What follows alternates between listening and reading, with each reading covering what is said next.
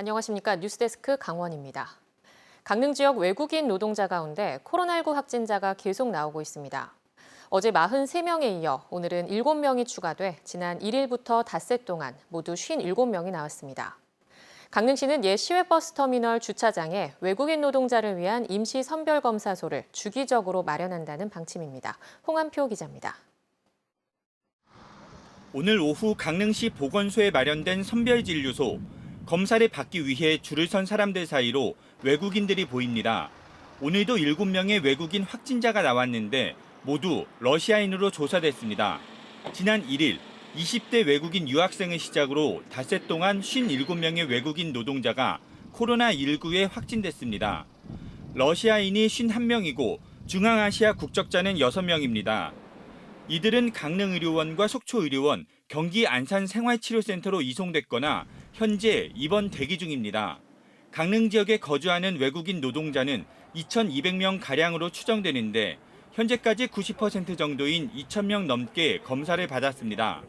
강릉시는 이들이 건설업과 농업에 주로 종사하며 강릉의 옛 도심 지역에서 여럿이 함께 생활해왔기 때문에 추가 감염자가 나오거나 뒤늦게 양성 판정을 받을 수 있어 주기적으로 임시선별진료소를 운영하기로 했습니다.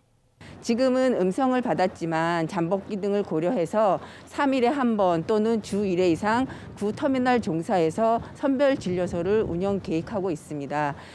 어제 강릉에서 40대 내국인 확진자가 1명 발생했지만 확진자 가족이어서 외국인 확진자와는 무관합니다. 어제는 내 외국인을 합쳐 2,888건을 검사했는데 내국인 확진자는 나오지 않았습니다. 하지만 여전히 지역사회 전파 가능성은 남아있습니다. 외국인 노동자 밀집 거주지역 유흥업소의 종사자로 일하거나 방역 사각지대에 놓인 미등록 외국인도 400명 정도에 달하기 때문입니다. 지금 음성인 사람들이라 쳐도 그 사람들이 왔다 갔다 했잖아 다. 한국 사람이 아니니까 모르잖아. 이걸 어떻게 해야지 되나? 강릉시는 외국인 노동자 검사율을 높이기 위해 등록 여부, 그러니까 불법 체류 여부를 조사하지 않기로 했습니다. 또 외국인 노동자 자가 격리 시설로 이젠을 활용하는 방안을 검토 중입니다.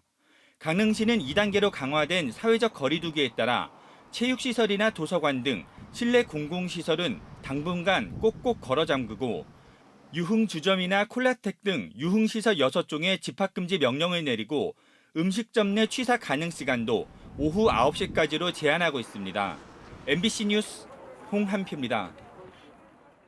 오늘 오후 6시 기준 강원도 내 코로나19 신규 확진자가 11명으로 나타났습니다. 방역당국에 따르면 오늘 강릉 지역 외국인 확진자 7명이 양성 판정을 받았고 동해시에 사는 60대도 확진됐습니다. 또 원주에서는 확진자 가족인 60대가 자가 격리 중에 홍천에서는 횡성을 방문한 40대가 양성 판정을 받았습니다. 경기도에 거주하는 30대는 횡성 이동 중에 검사를 받아 횡성군 확진자로 분류됐습니다. 보건당국은 이들의 감염 경로에 대해 조사를 진행하는 한편 병상이 배정되는 대로 이송할 계획입니다. 육상 풍력발전 사업의 실태를 점검하는 연속 기획 보도입니다. 최근 풍력발전단지가 크게 늘면서 문제점들이 곳곳에서 드러나고 있습니다. 하지만 대책은 제대로 마련되지 않아 사업 전반을 다시 점검해야 한다는 지적이 나오고 있습니다. 조규환 기자입니다. 지난해 정부는 육상 풍력 발전을 활성화하겠다며 산림 규제를 많이 풀어줬습니다. 지금까지 허가 금지 구역이던 구기림 인공조림지와 숲길을 풍력 발전 사업에 개방한 게 대표적입니다. 이렇다 보니 최근 사업 문의도 늘고 있습니다. 7건에 155기가 지금 발전기 협의랑 이런 문의가 들어오는 게 있습니다. 그래서 차후에도 계속 이렇게 허가 신청이 들어올 예정인데요. 특히 인공조림지는 거의 산 정상부에 있는데 사업 면적이 10% 미만이면 이제 풍력 발전기가 들어설 수 있습니다. 이 때문에 산림 훼손과 산사태의 우려는 더 커졌습니다. 환경성 평가나 재영향 평가를 사업 신청 면적뿐만 아니라 주변 일정 범위까지 확대해서 풍력 발전 시설 설치에 따른 파급 효과까지도 엄격히 검토할 필요가 있다고 생각됩니다. 풍력 발전으로 인해 산불 위험성도 높아졌습니다. 올해 2월 인천, 이보다 앞선 지난해 11월 제주 등 해마다 풍력 발전기 화재가 발생하고 있습니다. 불은 주로 발전기 몸체와 저장 장치에서 나는데 자체 소화 설비가 있지만 불씨가 날리면 피해는 커질 수 있습니다. 게다가 초기의 풍력 발전기엔 자체 소화 설비가 없어 개선이 시급합니다. 산림재해 우려에다 사업 임적 지역 주민과의 갈등도 여전히 풀어야 할 과제로 지적되고 있습니다. 평창군 대관령면에 사는 임병욱 씨. 임 씨는 인근의 풍력 발전기에서 들리는 저주파 소음 때문에 10년 넘게 소송을 벌이고 있습니다. 집에서 직선거리로 불과 1km 안 되는 곳에 풍력 발전기가 들어섰는데도 사업이 어떻게 허가됐고 진행됐는지를 제대로 설명듣지 못했다고 말합니다. 너무너무 답답해서 무슨 근거로 이 허가 나느냐는 것을 강릉시에다 정보공개 청구 결과 등등을 가지고서 재판부에 제기를 했는데 재판부에서도 그 사실에 대해서는 피고 측에 물어봐 주지도 않는 상황이기 때문에 새로 풍력 발전기가 들어설 예정인 곳들도 역시 시끄럽습니다. 해당 주민들은 생태 환경 파괴와 소음, 진동 피해를 많이 걱정합니다.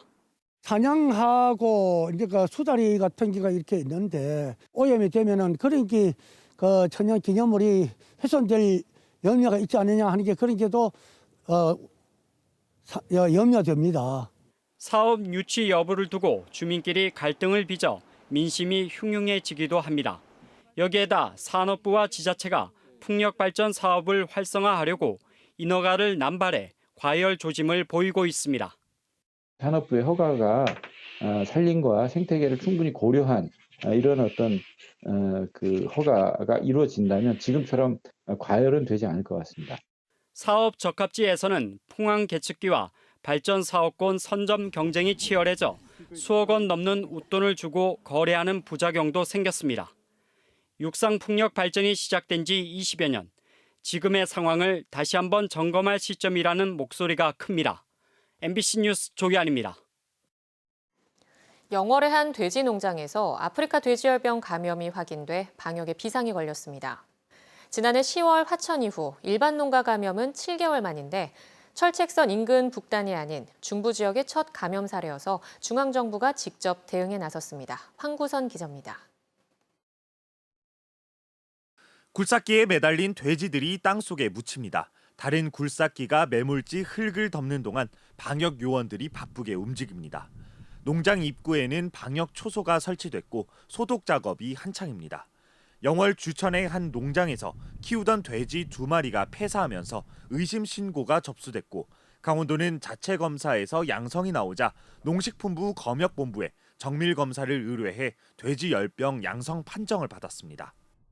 돼지열병 의심 사례가 양성으로 확인되면서 농가에서 사육하고 있던 돼지 401마리가 처분됐습니다. 가축 방역관 2명이 현장에 급파됐습니다. 긴급으로 지금 현장에 나와서 지금 통제 상황이라든지 이런 걸 지금 하는 거기 때문에. 지난 2월 영월 지역 9번째 ASF 감염 멧돼지 폐사체가 발견된 곳에서 불과 1.2km 떨어진 지점입니다. 방역 당국은 인근 멧돼지가 감염원일 가능성을 염두에 두고 역학 조사를 진행하고 있습니다. 저기 지금 저쪽 저 하우스 뒤로 보면 보이시죠? 안쪽에 저 파란 펜스도 농가에 원래 예전부터 있던 펜스였고.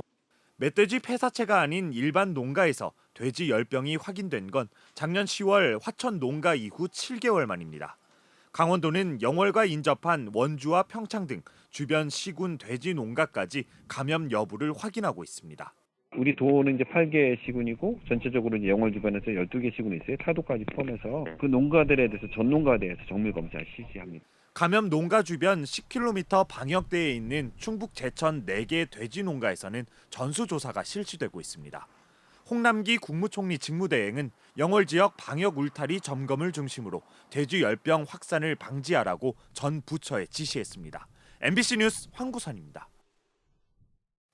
오늘은 누구보다 아이들이 행복해야 할 어린이날입니다. 그런데 오늘처럼 학교를 안 가는 휴일에 끼니를 걱정하는 어린이들도 있습니다. 이런 결식아동들을 위해 먹거리를 제공하는 선한 영양역 가게가 있는데 코로나 상황에서 오히려 이런 가게들이 더 늘어났다고 합니다. 김상훈 기자입니다. 춘천시 동래면에 위치한 한 식당. 강원도에서는 처음으로 선한 영양역 가게를 시작해 벌써 3년째 유지하고 있습니다. 식당 주인이자 4남매의 아버지인 최성희 씨는 결식 아동과 소방관에게 무료로 음식을 제공하고 있습니다. 일단 제가 아이들가 넷이 있거든요. 세상에서 제일 행복한 게 내 아이들 입에 밥도 먹을 게 들어가는 게 제일 행복한 것 중에 하나거든요. 근데 그러지 못하는 아이들이 너무 많아서 좀 많이 속상해요. 인근에 위치한 과일 상점. 음식뿐 아니라 미용실과 안경점도 결식 아동을 돕는 것을 보고 코로나19 상황에서도 선한 영향력 가게를 신청했습니다. 식사를 지원하는 꿈자람 카드에 한 끼당 지원 금액은 5,000원. 혹여나 편의점에서 끼니를 때울지 모를 아이들에게 과일을 제공해주고 싶다는 마음이 가장 컸습니다. 그럼 이제 아이들이 성장하는 데 있어서 이렇게 필수적으로 과일 같은 것도 많이 필요하고 먹는 게, 그래서 밥도 좋지만 이렇게 과일을 또 먹으면서 아이들이 비타민도 충전하고 건강에 또 도움이 될 수 있을까 해서. 도내 결식 아동 수는 8,900여 명. 코로나19로 가정 형편이 좋지 않은 가구가 늘어 전국적으로 결식 아동 수도 증가 추세를 보이고 있습니다. 다행인 점은 선한 영향력 가게도 많이 늘었다는 겁니다. 코로나19 시작 전인 2019년 말에 강원도 내에 14곳에 불과했는데 지금은 70곳으로 5배나 증가했습니다. 자영업자들은 어려운 상황에서 오히려 도움을 줄 수 있어 행복하다고 말합니다. 상황도 어쨌든 막 힘들고 막 정체되는 것도 있지만, 그래서 그냥 디저트를 만들어서 줄 수 있는 사람이 있다는 게 되게 좋은 것 같아요. 그렇게 정체된 시기에도 찾아준다는 게. 어려운 상황 속에서도 베품을 아끼지 않는 선한 영향력 가게. 그저 아이들이 눈치를 보지 않고 찾아와 주길 바랄 뿐입니다. 아무도 이상하게 보지 않으니까 정말 여기는 언제나 문이 열려 있으니까 언제든지 편하게 와가지고 먹고 싶은 과일 진짜 마음껏 가져갔으면 좋겠습니다. MBC 뉴스 김상훈입니다.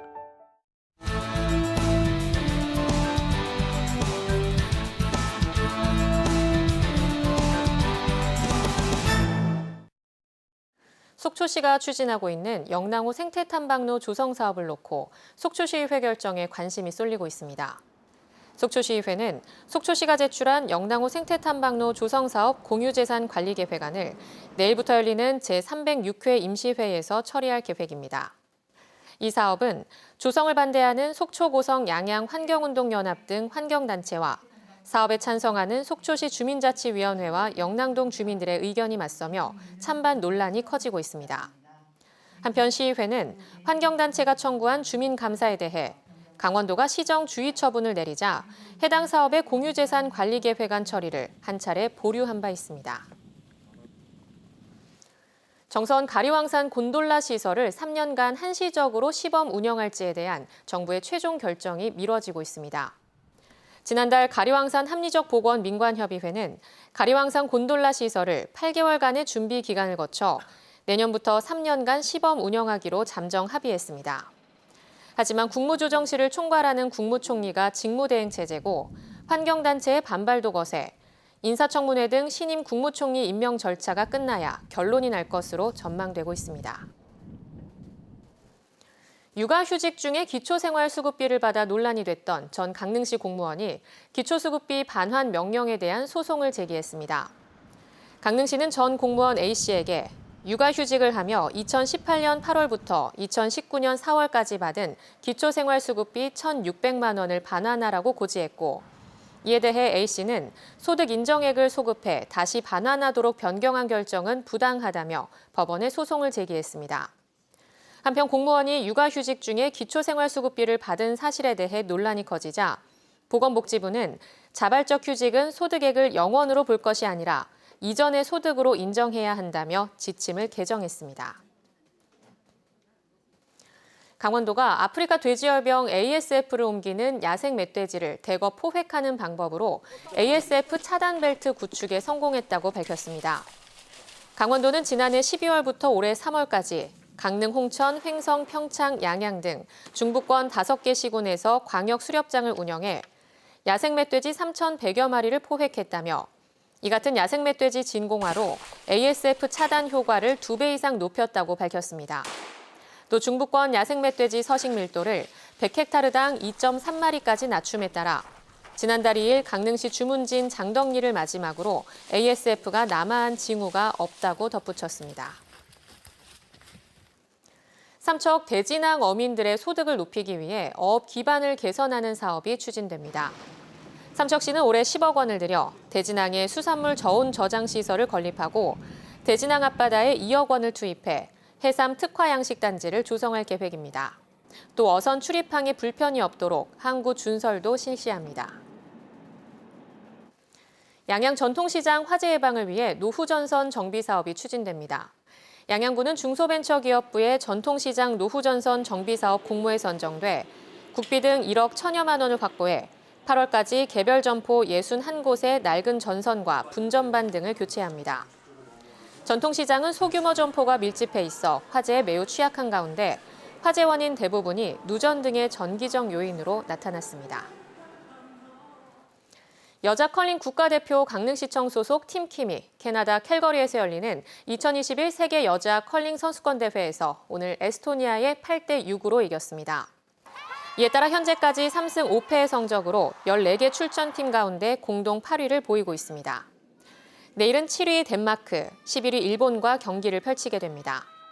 2022 베이징 동계올림픽 출전권 획득을 위해선 이 대회에서 6위 안에 들어야 합니다. 5월은 레저 활동 증가로 인한 수상레저기구 사고가 많이 발생해 주의가 필요합니다. 해양수산부의 동해해역 해양사고 예보에 따르면 지난 5년 동안 5월에 발생한 해양사고는 모두 170건으로 나타났습니다. 강원뉴스 마칩니다. 고맙습니다.